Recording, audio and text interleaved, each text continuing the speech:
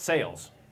I'm sorry, I actually ran sales organizations too. So here's my report card on sales in today's market. Honest concern for people, C. And I'm being generous. Selling solutions as opposed to flogging products, D. Generally, sales flogs stuff. Problem solving, C-.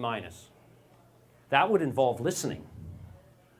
And sometimes salespeople don't listen. Follow-up, C.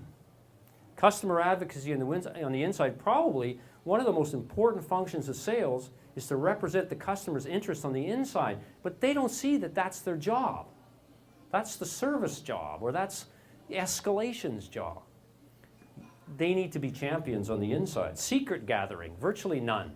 The salespeople I deal with and I've talked to, they're not asking any questions. They're not showing me any indication that they actually care about me as a Homo sapien. They're flogging stuff. Service recovery, when something goes wrong, they pitch it to the service department. And overall relationship building is something that really does need to be improved.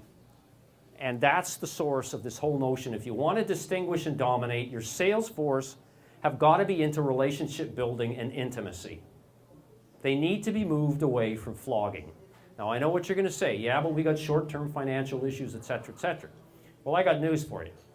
I mean, if you don't have a good relationship with your customers, you know, you're not going to go beyond 3 months. And so the efficacy of a short-term plan requires a long-term context. And if it's not built on relationship, I think we're in serious trouble. So if we want to sell anything, sell relationships, not products. Long-term success, is this new to everybody, relationship building? Why don't we do it? Why don't businesses and organizations do it? I know why. There's risk and there's fear of the short term. And yet, I mean, if you look at the ability to create annuities, annuities are all based on relationships that spawn regularity in terms of cash flow. It's got nothing to do with your 3 months targets. And so I offer you a solution, and that is, from a sales point of view, we need to move to a world where we actually compensate our salespeople on the basis of relationship building.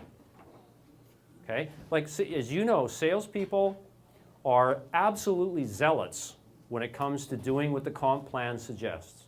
There is no function in an organization that is more studious, right, and warrior-like than sales in terms of getting compensation. That's good news if you have the right compensation plan. It's not such good news if the comp plan is wrong. If you want relationship building and you're comping on product sales, you got a problem. So here's one way you can look at it.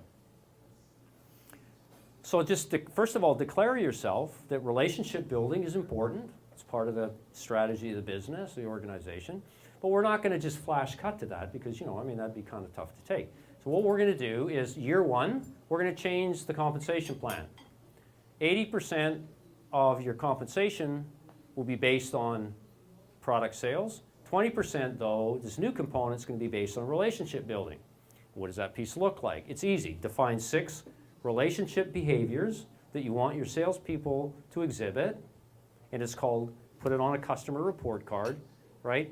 And then go ask customers to rate them on those behaviors every 6 months, or 3 months, or 4 months. First of all, they'll hate it. Sales rep will hate it because it's something out of their control. Like, customers don't understand me. Oh, so you're really afraid of getting a bad mark. I mean, this is amazing stuff. They go to their caves, they think they're horrible human beings, and they just kind of wait for a while. And yet, if you stick to this, they'll get it, and they'll start to behave differently. And it'll show up in the customer report card. Get customers involved in this. By the way, would a customer like the fact that they've been asked to rate a salesperson? Absolutely, yeah. They'll love it. So you actually kind of get 2 bangs for the buck. It's good for the customer, and it's good for salespeople.